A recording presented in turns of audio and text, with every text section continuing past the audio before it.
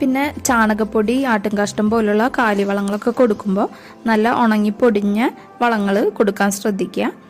അതുപോലെ ഇങ്ങനത്തെ വളങ്ങൾ കൊടുത്തതിന് ശേഷം നല്ലപോലെ നനച്ചും കൊടുക്കണം. കാരണം ഇങ്ങനത്തെ വളങ്ങൾക്കൊക്കെ നല്ല ചൂടായിരിക്കും. അപ്പോൾ ആ ഒരു കാര്യം നമ്മൾ ശ്രദ്ധിക്കണം. പിന്നെ ഗ്രോ ബാഗ് നിറയ്ക്കുന്ന സമയത്തുണ്ടല്ലോ, നമ്മൾ നടീൽ മിശ്രിതം ഫുള്ളായിട്ട് ഇട്ട് കൊടുക്കണ്ട. ഗ്രോ ബാഗ് ഹാഫ് മാത്രം നിറച്ചാൽ മതി. കാരണം നമുക്ക് ഘട്ടം ഘട്ടമായിട്ട് വളവും മണ്ണും ചേർത്ത് കൊടുക്കേണ്ടതുണ്ട്. അതുകൊണ്ട് ഫുള്ളായിട്ട് നിറയ്ക്കണ്ട, അതൊന്ന് ശ്രദ്ധിക്കണം. നമ്മൾ ഒരു 4 ഇല പ്രായമാകുമ്പോൾ ചെടി മാറ്റി നടണമെന്ന് പറഞ്ഞല്ലോ. അതിന് ശേഷം നമ്മളൊരു 2 ആഴ്ചയോളം ഒരു തരത്തിലുള്ള വളപ്രയോഗവും ചെയ്യേണ്ട ആവശ്യമില്ല. 2 ആഴ്ചയ്ക്ക് ശേഷം നമുക്ക് കുറച്ച് ചാണകപ്പൊടി അല്ലെങ്കിൽ കമ്പോസ്റ്റ് ആയാലും മതി, അത് കുറച്ച് മണ്ണായിട്ട് മിക്സ് ചെയ്ത് ഇട്ട് കൊടുക്കാം.